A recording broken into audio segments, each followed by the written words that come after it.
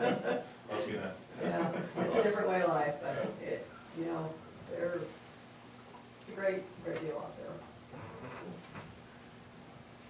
So, congratulate you for having a great airport, just, don't let it get away from you, kind of do a little bit every couple of years and, you know, don't wait until it becomes a big problem. And that maintenance and a couple of new additions as you go forward. I didn't get that extension done, that was a big chew off, you know, that's a 20, 30-year project right there, getting that done. You know, Yeah. That's a big deal. Yeah, well, the runway was concreted in '91, so it was 26 years between major projects out there, so that's probably pretty common. Yeah, and I don't know if anybody wants to take a picture, you know, have a copy of the picture to look at, or the actual cost estimates, or I did make about a dozen copies. Let's see if I can hand those around. Or I don't know if anybody can make some One for the press. copies. Yep. And if you, any further questions, you can give me a call to or send me an email. Thank you. I just make stuff up if I don't. Don't do that. I used to work with the state of Nebraska, and so I've had my fair share of quotes from the press. Some more extras in there. I guess I do have a quick question, because I don't know what the term is. It says on number 17, install REILS. Runway end identifier light, so those are two white strobe lights that sit on the end of the runway and flash. So if you're coming in, especially from the north, it's sometimes hard to identify where the runway is versus the highway and the street, so it just kind of flashes. So we don't have those currently? No, you don't Oh. have this currently. You have the PAPI lights are what you have, their precision approach path is an indicator. And so those are two boxes, and they have red and white lights at different angles, so then the pilot knows that he's supposed to be above the red light and below the white light, and that kind of helps him fly that angle in there. So you have those Just saying out there now. what it is, but Yeah. the red line. I read your dad. Why you're too high. Stay above the red. Got it. There, now you got your pilot lesson. Yeah. Although even at red, it's a pretty gradual angle in there to get, it's a good standard to go by. Rainfall. All right, thank you very much. Okay. Thank you. Thank you. Do you want me to leave this, or, I mean, if you want, yeah, you can keep it, yeah. yeah, or we just recycle it if you don't need it, so. Thank you. I don't tell you, Gary.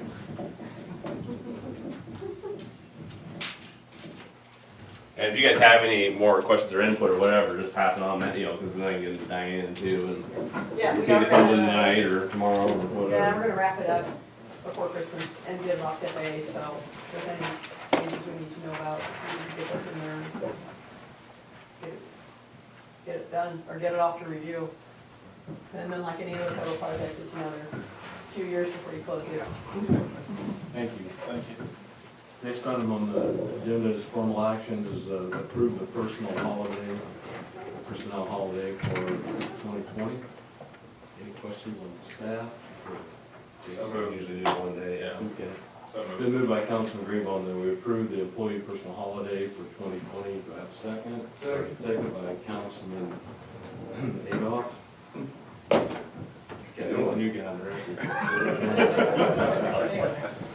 Any further discussion? So the question is, we're giving employees an option of having an extra day off per year? No, just next year, during for the holiday, we usually give them an extra day off next year, if you use next year, in 2020. And they don't have to use it, but, Things come to work. yeah, exactly, Any more questions? yeah. Those in favor signify by saying aye. Aye. Opposed, same. Motion carries. Next item on the agenda is ordinances. 2262, the neighborhood revitalization. Any questions on that for anybody? Moved by Councilman Audi, we approve ordinance 2262, the neighborhood revitalization. Do I have a second? Second by Councilman Gingler. Any discussion? Those in favor signify by saying aye. Aye. Opposed, same. Motion carries. Next item on the agenda this evening is adjournment. I have a motion to adjourn. Been moved by Councilman McMillan that we adjourn. Do I have a second? Second by Councilman Audi. Any discussion? Those in favor signify by saying aye. Aye. Opposed, motion carries to adjourn. We'll go into the work session. Katie, do you have anything at this time? No. Thank you very much. Jason, do you have any? Do just really quick, I forgot to mention this like a month or so ago, but, the city of Beloit, not really necessarily the municipality or anything, it's just the community really, was recognized by, OCCK, it's just a inclusive community, notable and continued support of individuals with disabilities, so from the OCCK group, which is kind of a regional group, they recognize our community, you think about their work programs and recycling and just the different things that the town's done over the decades really, to be kind of a leader, especially in the rural community area for that. So that was a nice award we got. Barb Wise, she nominated us for that.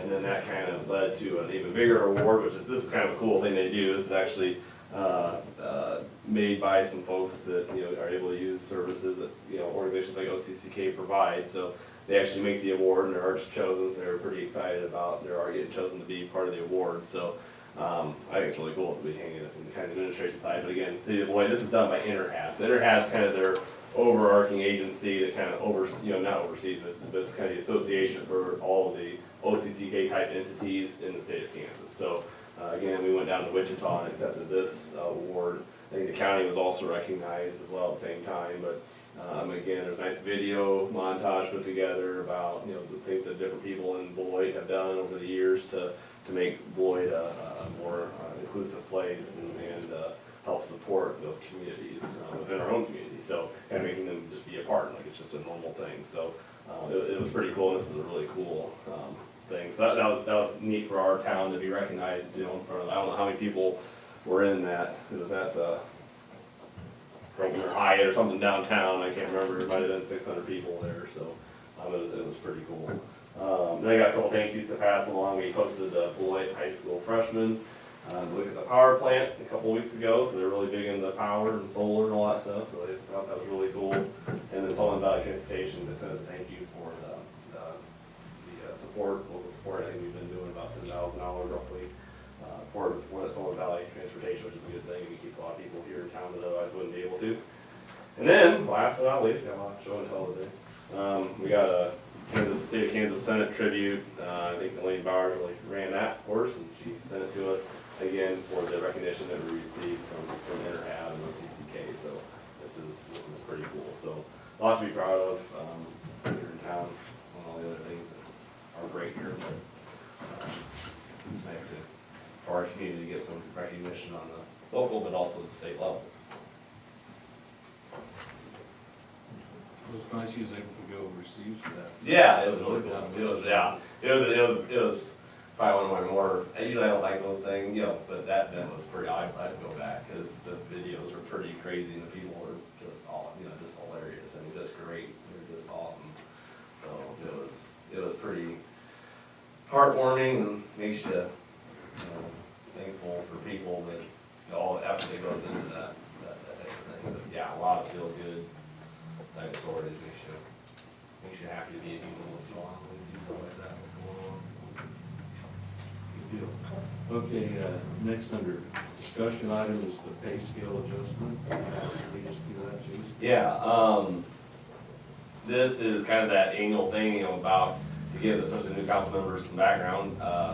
In 2016, we underwent a pay study for the municipal staff. So, they look at all the other communities in the state and kind of see where everybody's slotted in based on the different, whether it's water, plant operators, sewer operators, they all have their certifications, or electric linemen, apprentice linemen, journey linemen, all those types of things. So we kind of went from a model where we had a kind of step and grade system, so everything was really mapped out, and it was exactly, you know, it was just, you knew what you were gonna get every year. To what they recommended was more of a pay grade system, and then just, it would be just ranges within those grades. And then, kind of what they also recommended, or kind of what the council decided to go with too, was kind of more of a, you know, a structure adjustment. We obviously want the structure to keep moving and be competitive, as best it can be. But also, still have a merit side to it, you know, before it just kind of, you know, here's your stuff, and that's what you got, you know, where this is kind of split in half now, where we want the structure to move, just so we're not 2 years from now, which it's been, you know, like 3 or 4 years now, but, you know, right off the bat all the way, where all of a sudden, you know, you need to go hire a lineman, we're way out of sorts, you know, and so this thing kind of moves as the, whatever factor we're gonna find moves it, so that's part of the employee's pay increase, but then we still have a merit pool, and again, this is all kind of wrapped together in the budget every year of how we're gonna do this, and I think it's a good thing, again, for the newer guys, you know, I'd say, I had it figured out here today, but, you know, probably 2/3 of our payroll is paid through the utilities. I mean, it's really a non-taxpayer funded thing. It's done through the utility revenue that pays those particular salaries. So anyways, what I put in your packet, just, you know, again, not a lot of detail, but just, I kind of just said that, hey, in the past, we've been doing, it's rounded off to about 2% just on the structure side of things, and we've been budgeting, you know, roughly to have about 4%, increases in there. Again, it depends on what kind of merit the person's getting. You know, some people will get less than that, some people bump up on that, just kind of in that range. I've done some looking on this, you know, just to kind of give you guys some things to know. This is kind of just the full thing. I won't zoom in. I mean, it's all in, but basically, you know, we're down. You know, we've through efficiency and just, you know, retirements, etc. Just trying to reorganize and provide that good a service as we can with the right amount of people.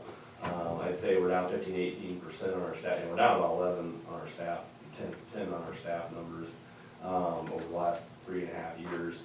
And our payroll is down about, if you look dollar to dollar from that, we're still down about $60,000. So if you look at what, you know, if we were doing the merit on that 2016 number, you know, we're really $400,000 ahead. So, you know, having that more efficient employee base, and it's nothing, you know, not firing or anything like that, we're just kind of reorganizing, saying, hey, can you, instead of wearing one hat, can you wear 2 hats, and then can you know, cover different things? So, because, you know, the things changed the last 20 years, where, you know, people used to be a lot cheaper, but now with benefits and all, you know, the healthcare costs, it's really expensive to have bodies. So we want to be sure that we can offer a competitive wage, but, you know, keep our costs down as best we can. So, you know, I kind of projected if we would have stayed where we're at, our payroll, just the salary would have been $3.1 million, and we're at like 2.7 even. So, you know, those have been good moves for us. But again, this will be kind of what the CPI.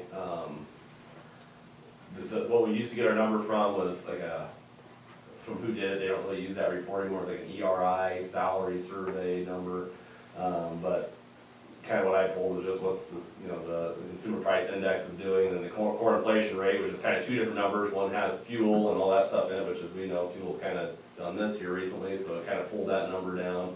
But the core inflation rate kind of takes out fuel and food, or energy, excuse me, and so that kind of ramps up. That's just like your food and your wares and all that kind of stuff. So it's anywhere between that 1.8 and 2.4, you know, which kind of slots in at that 2%, you know, structure adjustment that we've kind of been doing the last couple of years.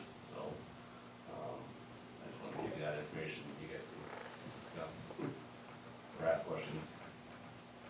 When you say on the merit, Jason, part of it, who does the evaluations on this? So the way it works is we have an evaluation form that was remodeled when we did all this. So and they're graded. They have goals, so they have a goal section of it. So there's goals that are set from the previous year, and those goals are graded, how they do. And then there's just kind of what I call like work characteristics. You know, what do we want the employee to be? You know what I mean? So, you know, and they all kind of stack on each other. You know, do they come to work on time? Well, then how about, do they come to work early? Or, you know, do they come when we don't even ask them? You know, that's not a really good example, but, you know, just kind of says, hey, do they beat the minimum? And then there's kind of levels to that to be even better. Let me see if I can have them pulled up here.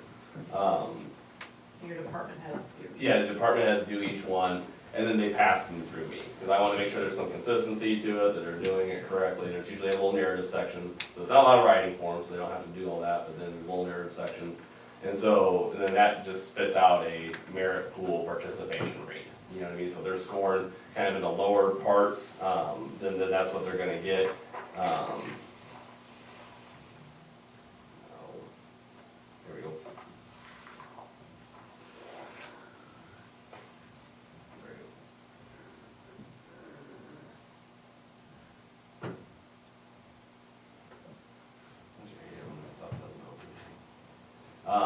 So anyways, it grades them out of what their, evaluation is, what they participate in there, so it's not just gonna give it to them, if they're average, you know, it's got.